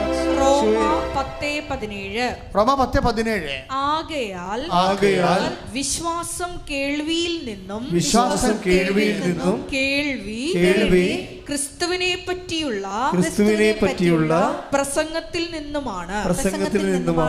അറിവിൽ നിന്നുമാണ്. അതാണ് വിഷയം. ഇപ്പം അറിവിന് വലിയ വിഷയമില്ല, അത് കേട്ടാൽ മതി. അതാണ് റോമ 10:17. വിശ്വാസം പറഞ്ഞ് കേൾവിയിൽ നിന്നും കേൾവി യേശുവിനെ കുറിച്ചുള്ള പ്രസംഗത്തിൽ നിന്നുമാണ്. അറിവിൽ നിന്നുമാണ്. അറിവിൽ നിന്ന് നമുക്ക് വിശ്വാസം ഉണ്ടാകുകയും വിശ്വാസം നമുക്ക് അനുഗ്രഹങ്ങളും അനുഭവങ്ങളും തരികയും ചെയ്യും. പക്ഷേ ഈ ആദ്യത്തെ സെക്ഷനിൽ നിന്ന് ചില ആൾക്കാർ ആദ്യത്തെ സെക്ഷനിലാണ് മരണം വരെ ജീവിക്കുന്നത്. അവർ വിശ്വസിക്കുന്നു, അവർ പ്രാർത്ഥിക്കുന്നു, അവർക്ക് അനുഭവം കിട്ടുന്നു, ആ അറിവിൻ്റെ തലത്തിൽ നിൽക്കും. ഇനി ഇതിൻ്റെ സെക്കൻഡ് സെക്ഷനുണ്ട്. നമ്മൾ SLC കഴിഞ്ഞാൽ പിന്നെ എന്താ +1 +2, പിന്നെ എന്താ പ്രീ ഡിഗ്രി എന്ന് ഡിഗ്രി, പിന്നെ എന്താണ് മാസ്റ്റർ ബിരുദം, അങ്ങനെ പോകും സംഭവം. അപ്പം ഈ ബിരുദവും ബിരുദാനന്ദ ബിരുദവുമായിട്ട് മുന്നോട്ട് പോകുമ്പോൾ അത് കൃപയുടെ വ്യത്യസ്തങ്ങളായ ജ്ഞാനാനുഭവങ്ങളാക്കാണ് പോണത്. ഈ ജ്ഞാനാനുഭവങ്ങൾ വരുമ്പോൾ വിഷയം അവിടെ എന്താ വിഷയം? അവിടുത്തെ വിഷയം എന്ന് പറയണത് ദൈവം നമ്മളെ അറിവിൽ നിന്ന് അടുത്ത സെക്ഷനിലേക്ക് പോകുമ്പോൾ വീണ്ടും വീണ്ടും അറിവുണ്ടാക്കുകയല്ല വേണ്ടത്. ബൈബിൾ മുഴുവൻ കാണാതെ പഠിച്ചു, ബൈബിൾ പല പ്രാവശ്യം പറഞ്ഞു, ബൈബിൾ ക്വിസിന് പങ്കെടുത്തു, സ്റ്റേറ്റിൽ 1ാം റാങ്ക് കിട്ടി, അതൊക്കെ അറിവ് തന്നെയാണ്. ഈ അറിവ് എങ്ങനെ നമുക്ക് ഉള്ള അറിവ് തന്നെ പെരുക്കി എടുക്കാൻ പറ്റും. പക്ഷേ അറിവ് സെക്കൻഡ് സെക്ഷനിലേക്ക് വരുമ്പോൾ തീഷ്ണതയിലേക്ക് പോകണം. തീഷ്ണതയിലേക്ക് പോകണത് എങ്ങനെയാണ്? അറിവ് എങ്ങനെയാണ് ജ്ഞാനത്തിലേക്ക് പോണത്? അതിന് തീഷ്ണതയാണ് നമുക്കുണ്ടാകേണ്ടത്. പീഡിയാണ് ദൈവം അതാണ് ഉദ്ദേശിക്കുന്നത്. ഉടമ്പടിക്കാർ പ്രത്യേകിച്ച് ശ്രദ്ധിക്കണം. ഉടമ്പടി ഒരിക്കലും അറിവിൻ്റെയോ അതിശയത്തിൻ്റെയോ പ്രാർത്ഥനാ പദ്ധതിയല്ല, മറിച്ച് തീഷ്ണതയുടെയും ജ്ഞാനത്തിൻ്റെയും സാക്ഷ്യത്തിൻ്റെയും ദൈവാനുഭവത്തിൻ്റെ ആന്തരികാത്മാവിലേക്കുള്ള ഒരു ആത്മീയ യാത്രയാണിത്. ശ്രുതികട്ടെ ഹല്ലേലൂയ. ചെയ്യുന്നവർ വിശുദ്ധരാകും. ഉടമ്പടിയിൽ അത് എപ്പോഴും നമ്മൾ ശ്രദ്ധിക്കണം. കഴിഞ്ഞ ദിവസം നീതുവിൻ്റെ സാക്ഷ്യത്തിൽ ഒന്നെന്താ വെച്ചാൽ, നീതുവിൻ്റെ സാക്ഷ്യം വിശുദ്ധമായി, ഇപ്പം നമ്മൾ പത്രം കൊടുക്കുന്നത് തന്നെ വിശുദ്ധമായൊരു കാര്യമാണ്. പത്രത്തിൻ്റെ പലതരത്തിലുള്ള സാക്ഷ്യങ്ങൾ എല്ലാ ദിവസവും ഉണ്ടാകും. ഞങ്ങൾ ആൾക്കാർക്ക്, അയ്യോഭാവികൾക്കും അതുപോലെ തന്നെ ഇതിനെക്കുറിച്ച് ഒരു കാഴ്ചപ്പാടില്ലാത്തവർക്കും ആവശ്യമില്ലാതെ വിമർശിക്കാൻ ഇടമുണ്ടാകാതിരിക്കാൻ വേണ്ടി ഇവിടെ എഡിറ്റ് ചെയ്ത് മാറ്റിയിട്ടാണ്. പത്രത്തിൻ്റെ 10,000 അനുഭവങ്ങൾ അടക്കമുണ്ട് ആൾക്കാരുടെ ഇടയിൽ. അല്ല, ഒരു നീതു പത്രം കൊടുക്കാൻ എങ്ങനെയാണെന്നറിയാമോ? നീതു പറയണത്, ഞാൻ ഓരോ പത്രം കൊടുക്കും മുമ്പും ഞാൻ ഉറപ്പ് വരുത്തും. എന്താണ്? അവരെ എനിക്ക് പരിചയമില്ലാത്തവരാണ്, ക്രിസ്തുവിന് പരിചയമില്ലാത്തവരാണെന്ന്. അതാണ് വിഷയം. അല്ലാതെ ആർക്കെങ്കിലും